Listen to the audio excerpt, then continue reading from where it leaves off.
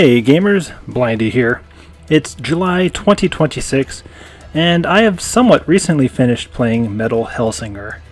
Like many of you, I have collected quite a few games over the years, picking up cheap games that come up on Steam, and while it's fun to collect them all, at some point I should be a responsible gamer and actually play some of the games I've purchased. So, slowly but surely, I'm chipping away at my backlog. When Metal Hellsinger was announced, I was really excited by the game. I mean really, it's a combination of first-person shooter and rhythm-based game, which in theory should be a creative combination that could result in a fun experience. And with a setting in hell, much like you'd expect in a Doom game, and a heavy metal soundtrack backing the levels, this game had all the elements of being a kick-ass game. So, this game was developed by The Outsiders and was first released on September 15th, 2022. If The Outsiders sounds familiar to you, that kind of surprises me, to be honest. The Outsiders created one game, which is Metal Hellsinger, but then its parent company, Funcom, shut down the company soon after Metal Hellsinger's release, meaning that in its short life, The Outsiders created one game, then got shut down.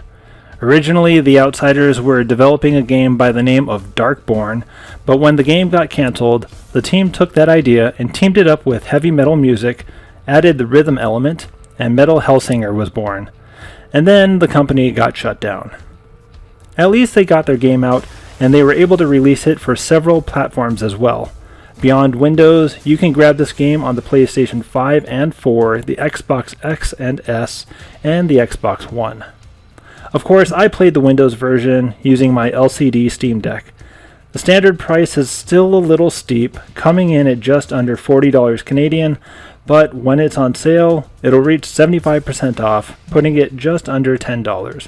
I found that to be a decent price for the game, but still not a stellar deal if you're a bargain hunter like I tend to be.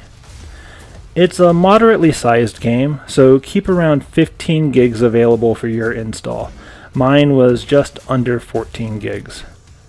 This was my first time playing this game, and as usual, if I'm playing something for the first time, you can generally expect that I'll try the normal difficulty first, which is what I did.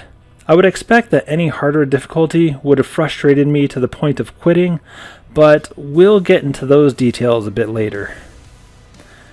If you're playing this on the Steam Deck as well, this game is technically considered as playable, but I didn't have any problem with this game at all, so personally I would verify it. The controls were fine, the resolution, menus, and text were fine, everything else worked pretty smoothly, so it's a solid game to play on the Steam Deck. And I didn't record information about the battery life, so I'm going by memory, but if I recall correctly, you can expect around 1 to 1.5 hours on a charge playing this game.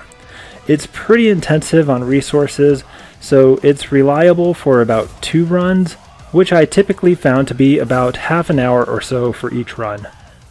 I found it interesting how the critical reviews diverged on this game.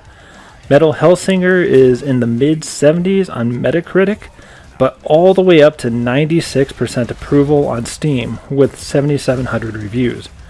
I don't know why Steam approves this game way more than Metacritic, but if you don't go any further in this video than right here, I'd say my experience was closer to Metacritic than Steam. This game doesn't have an ESRB rating, but if you're interested, I would say somewhere in the T for T range. It's a shooter, so you could expect fantasy violence, but beyond that, I don't even remember there being blood, bad language, or anything else that is concerning. If you're okay with the violence, I would assume there's little else in this game that could concern you, unless you don't like the hell aspect of the game, in which case you're not even interested in buying this game. How Long to Beat claims this game's main story will take you around 4.5 hours to complete. I don't know how those times are calculated sometimes. I got in around 8 hours into the game, and I didn't even beat the game. I'll discuss that later as well. But I put in way more time than the How Long to Beat time, and I don't think I was moving all that slowly. So all I could think is that there are some people who are replaying this game multiple times and getting their times way down, then submitting those. Not like it's a big deal, but I would wager that your first run through this game would get you around 6 to 8 hours of gameplay. Subsequent runs may be noticeably quicker. Now is the point in the video where I take a quick break to give you a warning. If you're sensitive to spoilers, I might show or discuss things that you may not want to have ruined. I don't suspect this game to be one that a lot of people are dying to know details about, but you never know. So, before I get into discussing the story, gameplay, and my personal thoughts, if you're looking to avoid details spoiled for you, consider this your warning. Potential spoilers are ahead. You play as the Unknown, a fallen angel that has been sent to the depths of hell. The Red Judge, the ruler of hell, has sent you into the deepest level of hell and stripped you of your voice. The Red Judge fears your power, a voice that can threaten the balance between heaven and hell. You start the game not remembering much, but as you travel along, you remember more and more. And that drives your purpose. You find the desire to escape the hells and face the Red Judge. And you won't have to do it alone. Early on, you come across Paz, a disembodied skull who accompanies you throughout the game. He acts as the game's narrator and provides you with a ranged weapon, fireballs shot out of his mouth as you hold onto his skull. And arguably, his greatest power is giving you access to his voice, so to speak. His presence allows you to feel the energy of the world, the pulsing tempo of each beat visible in the environment around you. It's to this beat that you want to time your shots and other abilities. With Paz at your side, your goal is to fight through all the levels of hell, defeat all the aspects of the Red Judge, then defeat the full version of the Red Judge in your revenge. The story isn't all that in-depth, but in reality, it doesn't have to be. You just need enough to get you going, so that you have some kind of excuse to shoot the various demons that pop up and try to kill you. As if you even need a reason to shoot demons. This game plays as a first-person shooter. You get your hands on various weapons throughout the game, and you kind of mix and match your loadout to fit your gameplay. And I mentioned that Paz provides you with the rhythm of the world, the beat to which you try to align with. I recently played Hi-Fi Rush, which has a similar mechanic. While the gameplay is a bit different, the idea is still the same. You are trying to maximize your damage by timing your strikes with the environmental beats. Nailing the beat increases your damage, and just randomly pressing your attack button severely reduces how much damage you can put out. And by chaining hits together, you're able to stack onto a multiplier, which also increases your damage. So be quick, be accurate, and keep dealing damage, and if you do it well enough, you can crush enemies pretty quickly. I really like that when you string your attacks into a multiplier, the higher the multiplier goes, the more intense the music gets. It gains more instruments up until you hit 16x, at which point the vocals come in, and if you enjoy heavy metal, it can really get you amped up. It feels pretty good to get to a point where the song is driving you forward. You're feeling the energy and you want to keep that intensity up. If you're like me, though, the good times won't last. I got pretty familiar with dying, but at least you have the option to continue the game 2 times before you're forced to start at the beginning of the level again. Usually it was enough for me to get through the level, but not always, and that's fine. The game played straightforward enough that playing through the levels was challenging, but you learned the levels enough that the second time through generally was enough for you to figure out how to get through without another game over. And I guess if you're super hardcore, you can compete for the top of the leaderboard. I was not super hardcore. The top of the leaderboard was a distant speck on the horizon for me. When it comes down to it, there's a lot to like about this game. It has quite a few things that you might really enjoy. The premise is really cool. Sure, it's taking from the Doom formula of having your badass main character kill everything in hell, but it works. The same concept worked for Hades. I guess it's just a solid basis for a game. Pair that up with a really cool soundtrack, and this game has given you a reason to play and listen to it. And even the visuals are pretty solid as well. You've got some really strong elements to this game that should make it a huge success. And even the gameplay is pretty cool too. It's not unforgiving. You don't get beaten down by an unending onslaught of enemies. You enter an area, You get a few waves of enemies that spawn as you clear previous enemies, and when several waves pass, a door opens up and you move on to the next section. It flows pretty smoothly. And if these are the things that you're looking for in your game, then Metal Hellsinger hits all those marks. You should love this game, and it hits those marks pretty well. It has fast-paced shooting, but you're not getting your ass kicked by swarms of the demon horde. But it's not a flawless game. First off, I'll say that using the Steam Deck and its controller might have been a limitation to my ability to do well in this game. I really feel like this game likely works best if you use a keyboard and a mouse. The reason isn't so much that aiming is super challenging using a thumbstick, though it doesn't have great precision. The biggest problem, I think, is that it limits your ability to maintain combos. Doing things like spinning around and shooting something behind you takes way more time to turn and aim with a thumbstick than it does with a mouse. With a keyboard mouse setup, you can really take advantage of any of your twitchy movements that lets you be quick and accurate at the same time. You just don't have that flexibility with a controller setup. And earlier I praised the game's ability to give you an environment that doesn't overwhelm you, but still can challenge you. You face waves of enemies in limited arenas, then you move on to the next area. But this simplicity can work against it too. This game starts to feel very repetitive. That bit that I just described happens over and over and over again. You enter an area, spend 5 to 10 minutes killing the waves of enemies, then you move down a hall only to do it again. The gameplay is fun, but there's very little variety. Adding to that, the enemies are limited as well. You'd think that as you move into further levels, you'll experience newer enemies, but the new enemies stop coming about halfway through. After that, it's just wave management.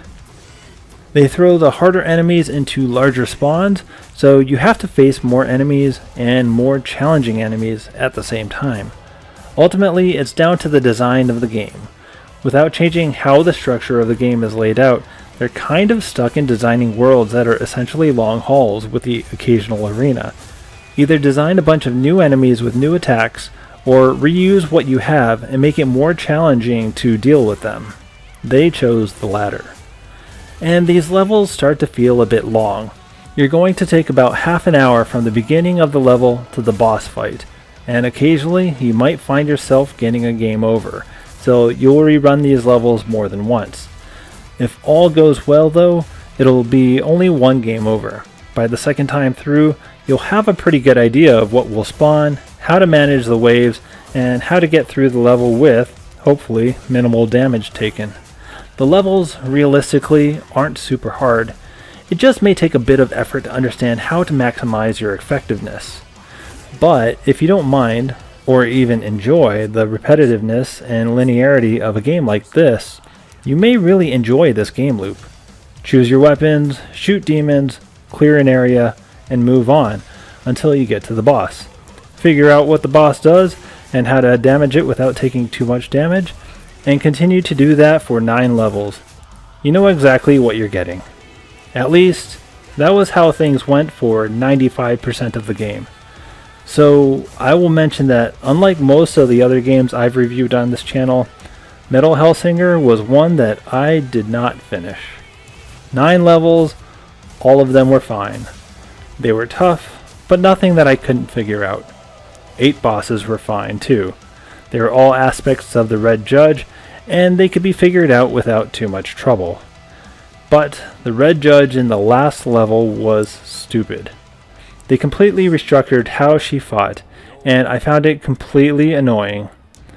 Instead of a rhythm-based shooter that involved shooting accurately while finding cover to avoid getting hit, this boss fight was a bullet hell, with nothing to hide behind. You are bombarded with projectiles, all of which hit your health bar hard. Your weapons do very little damage, so it's a matter of survival more than it's an issue of damage output. If you're able to avoid the damage while constantly spamming your attacks, you might be able to get to, you guessed it, the second phase, and a third phase after that. Or, so I've read. I didn't get past the first phase because this was dumb. I died super quickly in these fights. If I had a continue available, I'd load back in, then die within a minute again. And, like I implied earlier, you get to replay the entire level again before reaching this boss. So spend another half an hour just to reach the boss, only to get completely wrecked before doing any significant amount of damage to her. I did this 3 times, spent about an hour and a half, only to realize I've got nothing to show for the time I spent on the game. Then realized that I'd rather play another game instead of smashing my head against the wall trying to figure out how to beat this stupid boss. So that's what I did. I gave up. I hate that feeling when I make that decision, but my happiness definitely improved when I started playing other games. If there was a way to spawn at the boss, I would have kept playing. If there was a way to improve my chances with each death, I would have kept playing. If I could fast forward through the run through the level somehow, I probably would have kept playing. And this kind of comes back to the point I had about using a mouse and keyboard. I wonder if I would have been more successful if I had a keyboard and mouse as my tools instead of a controller. I would have had a bit more control of how my character moves, and I would have likely been more able to maintain a stronger combo. I'm not sure. This is just me speculating how I could have given myself a higher chance of success. Either way, I played it. I enjoyed it for what it provided me, and I don't think I'll ever play it again. And sometimes a game is like that. It was a great basis for a game, and there was a lot of good stuff to it, but it wasn't the overall product that I was really hoping it would be. And one last note. The game crashed on me once. When a game crashes only one time, I chalk it up to a system issue. It might have been a memory thing on my Steam Deck, or maybe it had an issue with recording video at the same time, or maybe my Steam Deck was just tired. I don't know. I suspect you don't have to worry about any issues though. Everything else was pretty stable for me. Let's start to wrap things up here. I said a lot of good things about this game, but I also mentioned some less than great things about it as well. But when it comes down to it, would I recommend this game? Well, I enjoyed playing through the levels for the most part, and when I put the game down, and when I didn't come back to it for long periods of time, I found that I had no strong desire to come back to it. I just continued because I wanted to try to complete it. I guess that doesn't really answer the question. So, let's say no, I don't really recommend it. There are definitely better shooters you can get your hands on. That pretty much goes without saying. There are so many shooters that it's easy to find a good one that is worth the same amount of money that would provide greater satisfaction. And for rhythm-based action games, there are enough of those that do a better job too. Like I said earlier, I enjoyed Hi-Fi Rush, which is a fantastic rhythm-based action game and provides way more fun than I had with Metal Hellsinger. And for rhythm-based shooters, sure, there aren't many of those, and heck, this may be the best of the bunch for all I know, but it wasn't enough for me to say that this is a definitive way to play a game like this. So, save your money and keep looking. There will be a better game out there that'll scratch your itch. And if you're looking for replayability in this game, there is a little bit, but don't expect much to change. You have a leaderboard if you're looking to challenge high scores, or even to top your personal best, if you care for something like that. And you can up the difficulty because you've grown up on Souls-likes. But if you like running and gunning, doing the same thing over and over again, this game definitely will satisfy some gamers out there. And you can play it over and over if that's the kind of player you are. Alright, let's score this game. This game gets a 9 out of 12. 75%. To be honest, it's a higher score than I expected to give this game. The things that it does well, it does really well. But the things that it doesn't do really well, let the game down for me. It's an odd balance, which makes scoring this game pretty swingy. But we'll settle on 75% because it's still enjoyable, but not memorable. Nor does it make me excited to play it. Killing everything is fun, but it's all that you do. It's like pancakes. A few are great, but if that's all you eat, you get sick of them real fast. Normally I would show a bit of the final boss fight here, so I guess we can do that now. Haven't heard that one. That got her angry. And when she got angry, that got her angry. And when she got angry, that got her angry. And when she got angry, that weren't the Unknown's best job. But she get it. Haven't heard that one. Unknown heard the music now. That got her angry. And when she got angry. So I covered a lot with this game, but I didn't cover everything. I want to hear your thoughts in the comment section below. Was I fair? Was I wrong? Let me know what you think. And here's where popular gamers like to show off their Patreon supporters, but I don't have a Patreon page. But I do have a Discord channel. If you want to chat with me, that'll be the place to go. I'd love to hear from you.